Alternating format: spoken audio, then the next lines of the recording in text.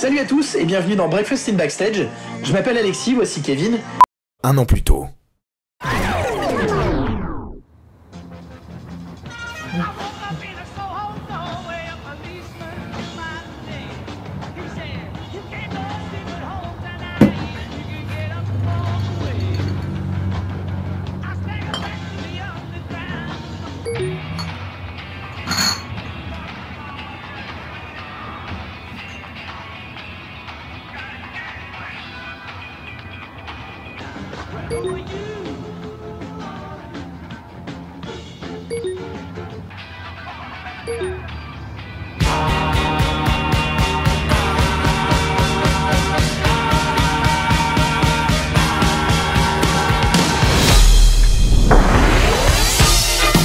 Salut à tous et bienvenue dans ce troisième numéro d'Il était une voix. Aujourd'hui pour ce petit déj, on va vous parler de David Bowie. Vous en avez forcément entendu parler, mais le connaissez-vous vraiment?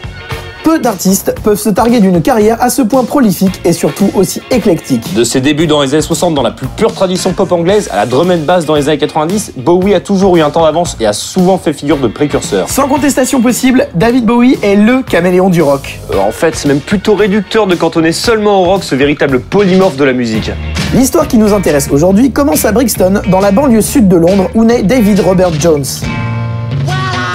C'est son grand frère Terry qui initiait la musique dès son plus jeune âge, et notamment au jazz en l'emmenant dans les clubs.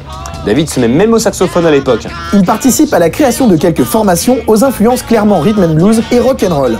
En 64, il adopte le nom de scène David Bowie en référence au pionnier de la conquête de l'Ouest, James Bowie. Il faut dire qu'un certain David Jones officie déjà sur la scène musicale londonienne avec le groupe culte The Monkees.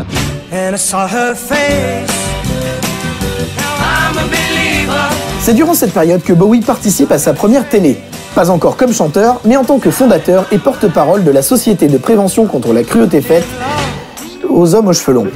Le présentateur n'a pas l'air de se rendre compte qu'il s'adresse à celui qui deviendra moins de 10 ans plus tard la plus grande pop star internationale. On peut déjà remarquer la coloration oculaire assez particulière de Bowie. Pour info, il n'a pas les yeux verrons, mais s'est mangé une patate à l'œil par son pote George Underwood, qui le laissera marquer à vie. Outre la maladie mentale de son frère Terry, qui marquera durablement la carrière de David, une rencontre va être cruciale. Celle avec l'acteur et mime Lindsay Kemp, lui-même élève du mime Marceau. Ce n'est pas un détail, puisque c'est de là que vient son penchant pour la mise en scène, la théâtralisation et le travestissement. Ils avaient d'ailleurs monté ensemble un spectacle de mime. Bang the drum and blow the bugle call. Hero takes the stage to play for all. For here's a life his fortune rules, forsaken by his Columbine. Après quelques essais infructueux et un premier album paru chez Deram et oscillant entre variété et chansons pour enfants, Bowie signe un premier tube en 69, Space Oddity. Le morceau sera joué à la télévision en générique des émissions de la BBC consacrées à la mission Apollo 11. Malgré le succès du single, l'album se vend finalement assez peu et David Bowie reste un artiste relativement confidentiel. Mais il en profite à cette époque pour absorber tout ce qui lui passe par l'oreille. On pourra citer par exemple Jacques Brel, dont le lyrisme séduit le jeune David, tout comme Scott Walker, un jeune crooner américain vivant en Angleterre. Bowie s'inspira d'ailleurs de lui dans sa manière de poser sa voix.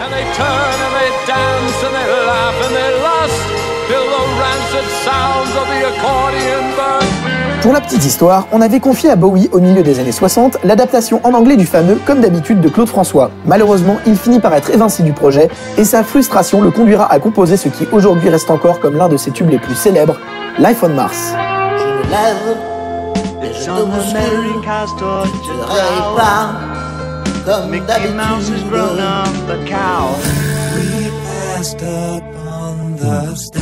En 1970 sort The Man Who Sold the World, où Bowie commence à amorcer un virage vers le glam rock. En témoigne la pochette qui fait scandale à l'époque.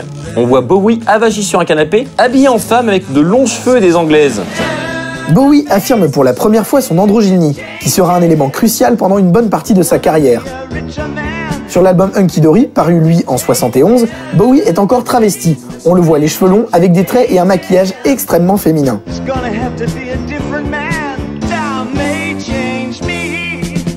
Et de cette exploration identitaire va naître l'album clé paru en 72, The Rise and Fall of Ziggy Stardust and the Spiders from Mars. Le son adopté y est carrément glam rock. La guitare de Mick Ronson très présente et la voix de Bowie enfin trouvée. On y retrouve les cultes 5 Years, Moon Age Daydream, Starman, Ziggy Stardust et le morceau de clôture Rock'n'Roll Suicide. Dès lors, Bowie connaît un succès international essentiellement européen et acquiert un énorme contingent de fans, au point que l'on peut parler d'une véritable Bowie mania. Les jeunes arrivent au concert déguisés, maquillés. Bowie devient le porte-étendard de la Freak Generation. Bowie interprète Starman à la télévision britannique en 72. Les cheveux teints en rouge, maquillés et dans une combinaison moulante et bariolée. À l'époque, l'homosexualité est considérée dans certains pays comme une maladie mentale. Et par certains pays, on ne parle pas du Yémen ou de l'Ouzbékistan, mais de la Grande-Bretagne ou de la France, qui a cessé de considérer légalement l'homosexualité comme une maladie mentale en 1981. J'ai décidé de dissoudre l'Assemblée nationale. Au revoir. Bref, avec cette intervention télévisée, Bowie devient malgré lui le porte-parole de la jeunesse homosexuelle européenne, qui voit en lui le messie dont il est question tout au long de l'album Ziggy Stardust et sur cette chanson Starman. En janvier 72, il affirme officiellement sa bisexualité dans une interview accordée à Melody Maker, posture qu'il renforce 4 ans plus tard en 76 dans un entretien avec le magazine de charme Playboy. La bisexualité de Bowie n'est pas non plus anecdotique dans sa carrière, puisqu'il aura toujours joué au funambule en affirmant ou niant avoir des penchants bisexuels, avec une alternance métronomique, cultivant ainsi l'ambiguïté. On peut donc dire que David Bowie est un bi pas très curieux.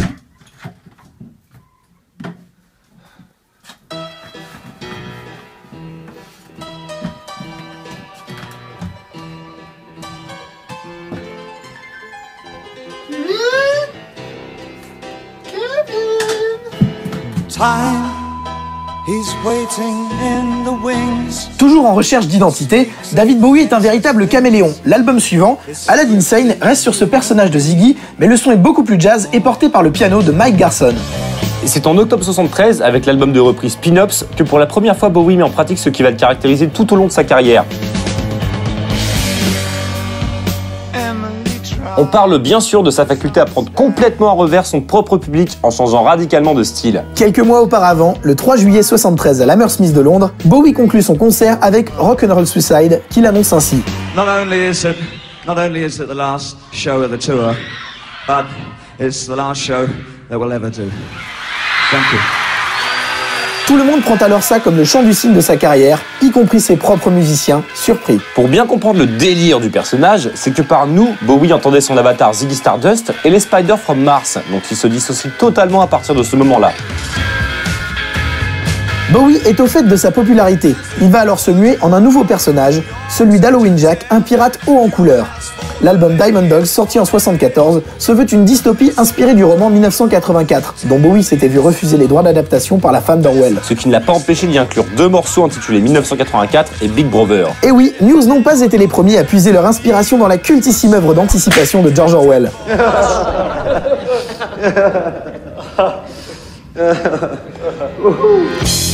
Séparé des Spiders from Mars et donc de Mick Ronson, son camarade, ami et collaborateur principal, Bowie a du mal à faire face à ce succès démesuré. Il déménage à Los Angeles. Dans la capitale mondiale de l'excentricité, Bowie va accoucher de Young Americans, un album beaucoup plus soul et funk, très inspiré de la musique américaine de l'époque. Son look va changer également et reprendre les codes vestimentaires du cabaret allemand des années 20. L'album connaît un succès phénoménal porté par le tube Fame. Le morceau est chanté en duo avec John Lennon. À partir de là, difficile de ne pas faire un carton. De moins en moins en phase avec son statut d'icône, Bowie s'enfonce dans une grave addiction à l'héroïne qui teint d'une certaine froideur l'album suivant, Station to Station, dont il ne se souvient d'ailleurs même pas de l'enregistrement. Oui, allô, Samu? Vous êtes bien aux acédiques de la ville de Paris. Nos services sont ouverts le lundi et exceptionnellement les 30 février. Samu, bonjour. Oui, bonjour l'hôpital. J'ai mon copain, il va pas bien. Je crois qu'il a fait un malaise cardiaque alcoolique. Votre ami est conscient? S'il est conscient. Kevin, t'es conscient?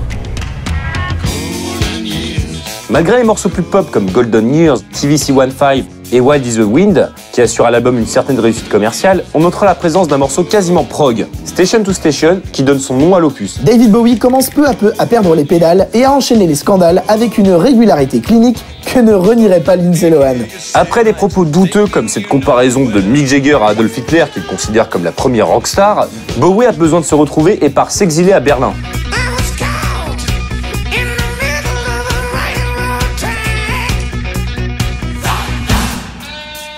Là-bas, il y retrouve un Iggy Pop peu ou prou dans le même état, avec lequel il entretient une forte amitié depuis quelques années.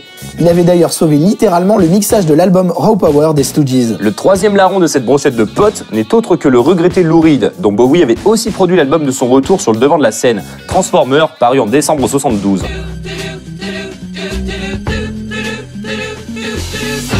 Au cœur des 70s, Berlin est déjà la capitale européenne de la musique underground.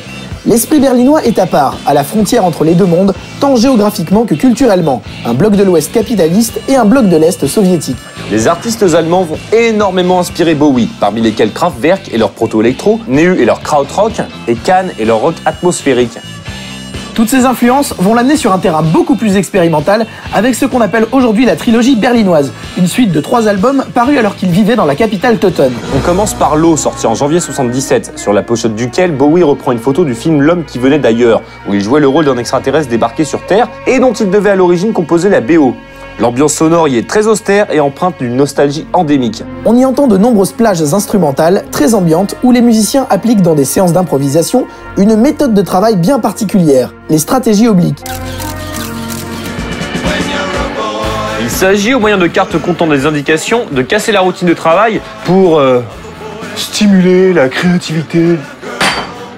Ce procédé est une invention de Brian Eno, ex-Roxy Music, et coproducteur de Low et des 2 autres albums du triptyque, Heroes et Lodger, qui sortiront respectivement en octobre 77 et mai 79. Les 3 opus connaîtront un succès d'estime considérable, qui contraste avec de gros guillemets avec les retombées commerciales, légèrement en deçà de ce à quoi nous avait habitué Bowie. La trilogie met en scène un nouveau personnage, toujours inspiré du cabaret allemand de l'entre-deux-guerres, le Thin White Duke. De ces 18 mois d'intense productivité artistique, durant lesquels Bowie retrouve de sa superbe, un tube va sortir du lot et amener à la postérité cette période prolifique, Heroes.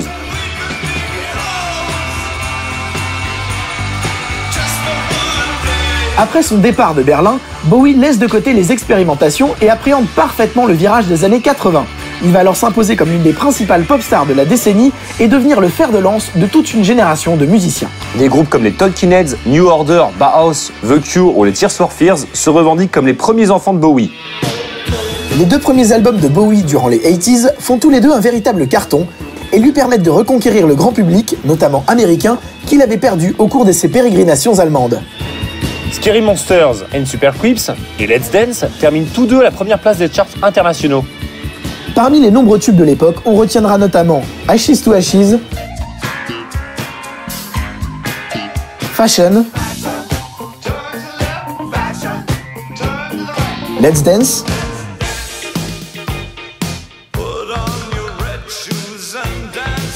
et China Girl.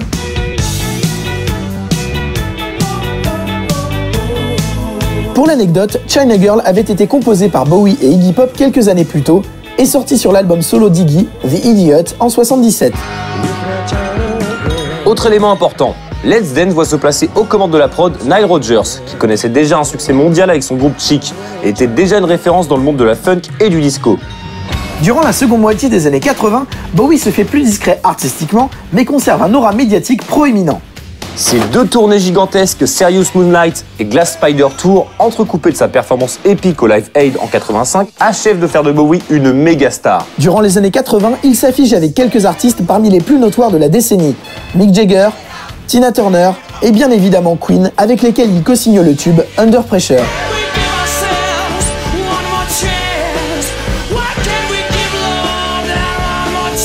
Mais David Bowie se plaît finalement assez peu à travers cette seule réussite commerciale et surtout marketing. L'artiste veut retrouver un semblant d'intégrité intellectuelle. Tu m'étonnes en même temps. Il va alors se réfugier au sein d'un groupe où son nom n'est pas au sommet de l'affiche, Tin Machine. Avec seulement 2 albums et un live au compteur entre 89 et 92, Tin Machine restera plutôt anecdotique. La formation aura tout de même le mérite de rendre à David Bowie sa verve créative. En 1993 sort l'album Black Tie White Noise, produit de nouveau par Nile Rodgers. Pour ne pas changer, David Bowie change tout et navigue artistiquement entre la new wave, l'électro naissante, le trip-hop et le lounge. Et les années 90 verront la star multiplier les albums tous plus barrés les uns que les autres, incorporant de plus en plus des sonorités modernes et électroniques, allant jusqu'à la drum and bass, genre jusque-là underground. Parmi les morceaux emblématiques de cette période, citons par exemple l'OVNI Hello Space Boy, 6ème piste d'Outside.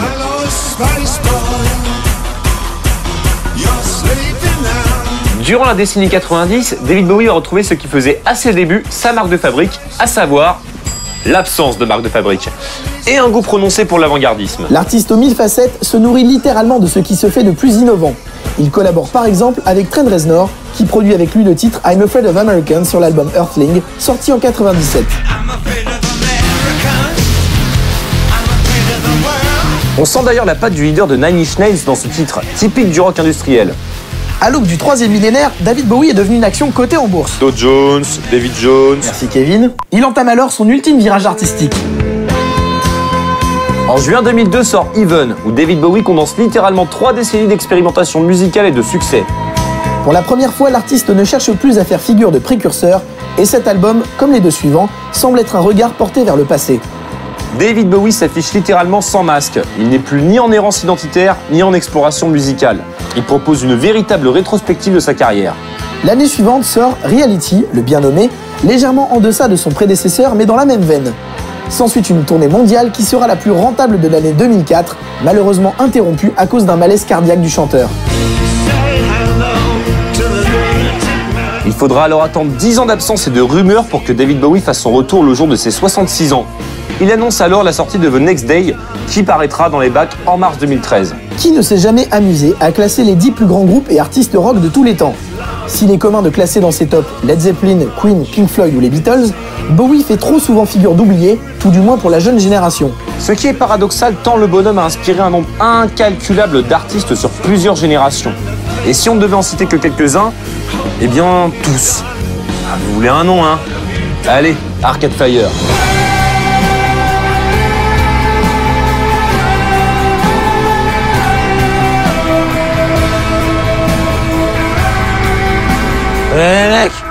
Mec, je crois pas être mort. Et David Bowie, lui, il est toujours vivant. Super profond ce que tu dis. Mais viens, on crée une émission sur internet sur le rock. Et du coup, on parlerait de rock. Ah, c'est une bonne idée, ça. Parce que si David Bowie est toujours vivant, après tout ce qu'il s'est mis, eh ben le rock aussi, il est vivant. Et à la fin de la vidéo, on regarderait les gens et on dirait de partager la vidéo, de s'abonner à la chaîne, tout ça, et de commenter les vidéos, tout ça. Oui, et on terminerait par une formule à la con, genre Kurt Cobain est toujours vivant, mais pas le rock.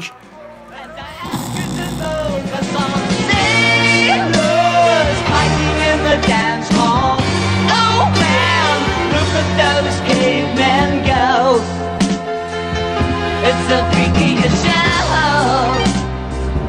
Take a look at the